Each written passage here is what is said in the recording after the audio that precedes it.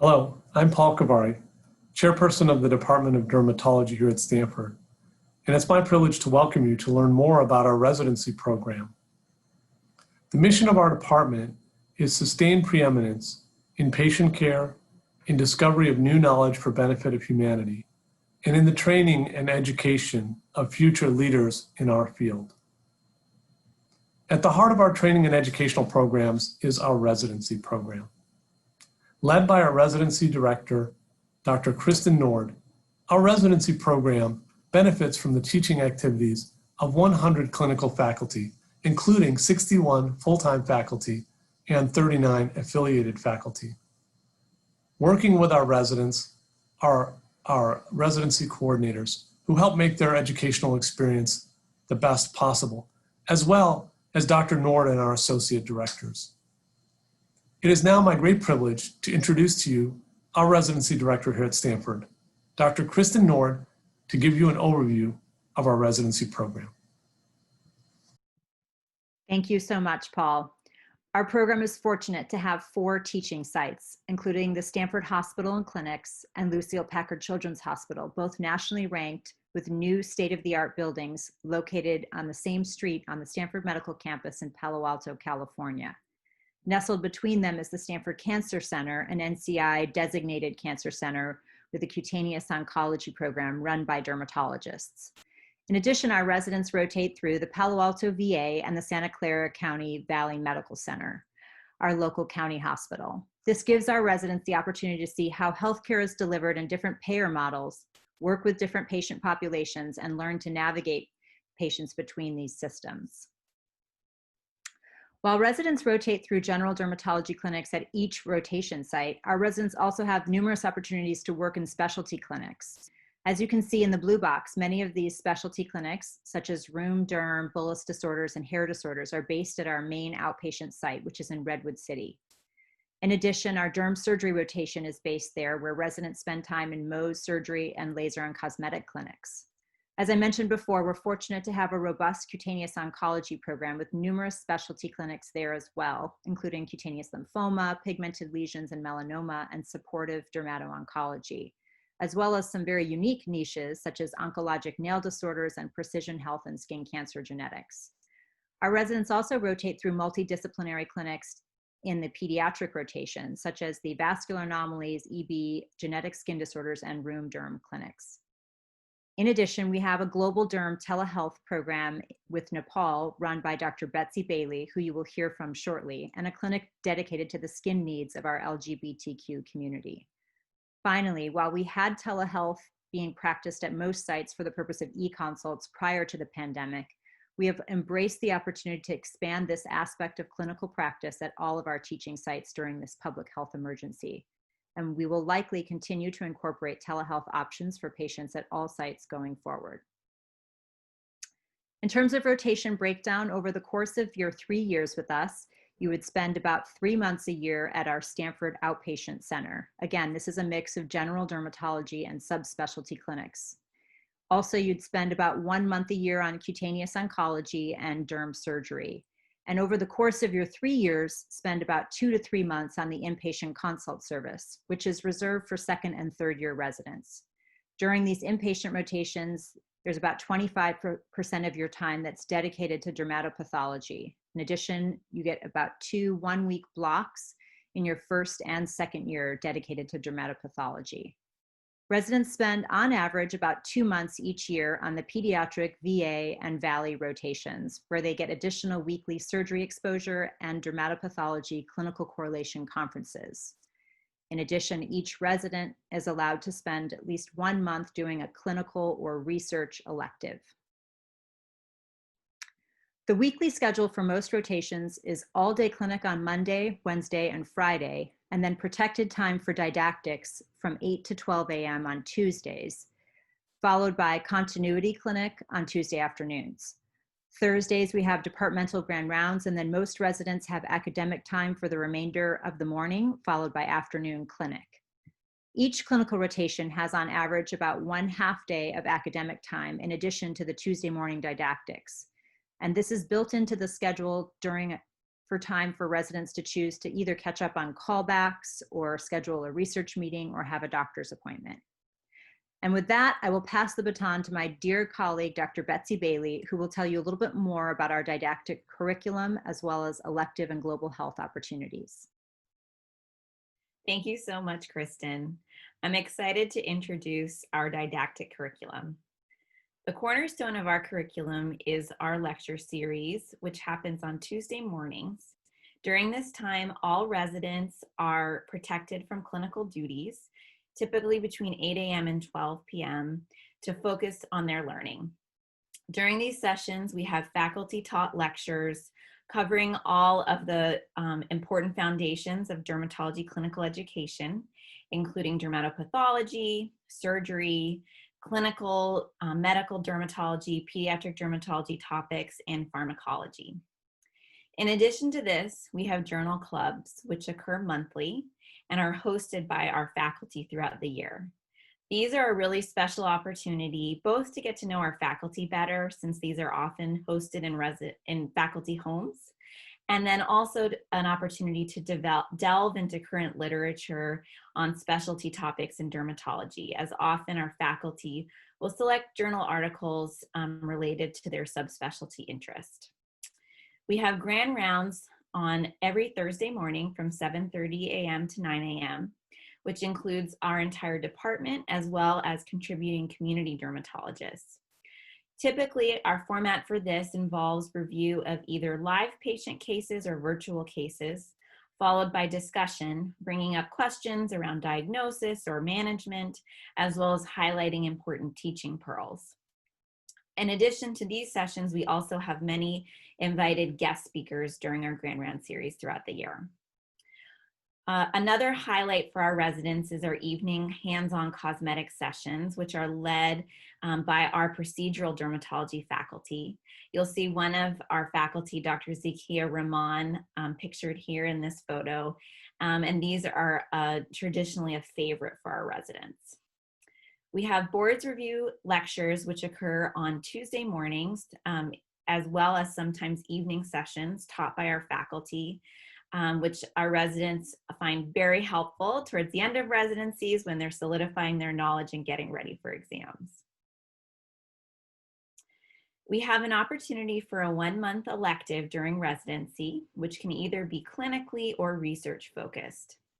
This is a really special opportunity for our residents to be able to delve into a topic that excites them and get more exposure to something that wouldn't traditionally be available during our traditional residency schedule. This can include global health electives. I myself, as a resident, had an opportunity at Stanford to do a global health elective through the American Academy of Dermatology Resident International Grant. And I'm excited now to mentor our residents as they take advantage of these types of opportunities. In addition to outside funding, we also have potential funding within Stanford through the Center for Innovation in Global Health. And pictured in the top left is a picture of one of our recent graduates, Dr. PJ Jaju, who was able to do a rotation in India through the Center for Innovation in Global Health. In addition to global health electives, we also have internal electives within Stanford. This can include a recently developed diversity elective, which we host at the Stanford Emeryville Satellite Clinic in conjunction with Kaiser Oakland, as well as opportunities to rotate with other departments within Stanford, such as rheumatology or allergy and immunology. Residents also often participate in away rotations at other institutions within the US to gain exposure to an outside specialist and enhance their clinical experience. Residents may also choose to do a 1-month research elective as opposed to clinical, where they can work more deeply on a project of interest to them, mentored by one of our Stanford faculty. This is sometimes done in conjunction with residents participating in the Clinical Scholars Program. As I mentioned, I'm excited that we have opportunities for global health exposure for our residents during residency, which is something that I work to oversee. We have an ongoing collaboration with Dulakal Hospital in Nepal, which is now a host site for the AAD Resident International Grant. There is an opportunity not only to visit as a resident during a 1-month clinical elective, but also to participate in ongoing longitudinal exposure through twice monthly virtual case conferences that we host with Dual-Cal Hospital. This is something residents can participate in throughout residency and gives an opportunity to gain exposure to global health, even if you aren't doing a 1-month international elective. In addition, through the Center for Innovation in Global Health at Stanford, there are courses available to gain increased exposure for residents who are very interested in developing a career in global health, and journal clubs, which also provide an opportunity to meet and get to work with residents in other departments at Stanford who are also interested in global health.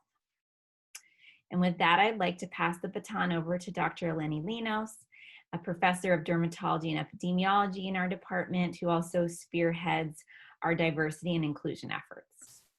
Thank you, Betsy. It's wonderful to be with you today to talk about our efforts related to diversity, equity, and inclusion. Now, no doubt, 2020 has been incredibly challenging. Challenging on issues relating to racism, related to diversity in healthcare, related to inequities that patients face across the world. And I wanted to talk a little bit about Stanford Dermatology's priority and commitment to diversity, equity, and inclusion. Now, our commitment to these causes is not new. We have had a diversity committee for decades and have focused on this area for many, many years. However, this year in particular, we have come to realize that our actions are even more urgent and our commitment is even more necessary. So I'd like to reiterate that diversity is truly a core value for our department. And our goal is to create a medical community that reflects the world we serve as a whole. We are absolutely committed to fostering a welcoming and inclusive environment for all individuals. And so here I would like to just mention some of the initiatives that we have taken. This list is by no means complete, but it includes some examples of both interdepartmental, so medical school-wide initiatives that residents can participate in. Also some of the clinical sites where you can care for and serve patients from diverse backgrounds. Many of the medical student initiatives related to diversity that we participate in, as well as the community outreach efforts that are so important, again, to serving the population and the community in which we are located in. And with that, there's obviously a lot more detail I could go into, but just wanted to reiterate how important this topic and this area is to us and our commitment to addressing the problems with concrete solutions. And with that, I'd like to introduce Professor Dave Fiorentino, who will tell us about research opportunities. Delaney. So welcome everybody. I'm really pleased to be able to talk to you about academic opportunities during your training years here at Stanford. So with regards to research, we offer two opportunities. The first is for those who contemplate a career in research that doesn't demand a lot of direct patient contact. Usually going to be in the wet lab setting, and that would be our 2+1 track. So that's going to be a situation where you do your first 2 years of clinical with your residents, but in your third year, most of the time is actually spent in lab, about 75% of the time. Now, one nice thing about that I'm happy to say is our department will guarantee you and pick up your salary for that +1 year, so you don't have to worry about that. The second nice thing about our program is that you can, although we encourage you to be within our department, we have wonderful scientists and mentors, we actually understand that Stanford is a large research community and that an individual may decide to go outside of the department for the research project, and that is completely fine. And then finally, I think people tend to worry about funding. The people in this track typically then will go on to a T32 training grant until they really can obtain their own independent funding. And I'm happy to say that of the people who have tried, 100% of our trainees who've been in the 2+1 track have successfully obtained K Award funding, which is a wonderful thing when you're wanting to obtain a job after you finish your training. So the second research opportunity is what we call the Clinical Scholars Track, or the CST. So this certainly could be for those interested in clinical research. And again, remember, clinical research can mean health outcomes, epidemiology, classic clinical research, bedside to bench research, but also really could include people with a focus on wanting to learn more effective educators or more effective mentors, people interested in innovation, quality, global health. So these are really, it's intentionally broad. But if you select the CST track, and it certainly isn't required, but if you do decide to do the CST track, you decide during your PGY2 or your first dermatology year, and you select a mentor and a project. You execute a project, you get to meet twice a year with the CST members, your fellow CST members and the faculty, and then ultimately get to present your work and hopefully publish your work during your last year of training.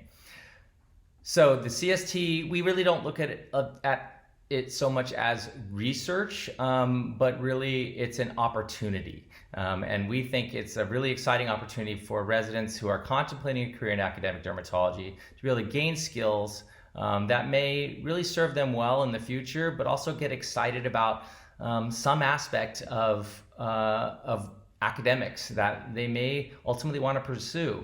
And that may also involve relationship building and making connections that will serve them well in the future. So in this slide, I just want to give you a flavor of what some of our recent graduates have done with regards to their research projects in their 2+1 track.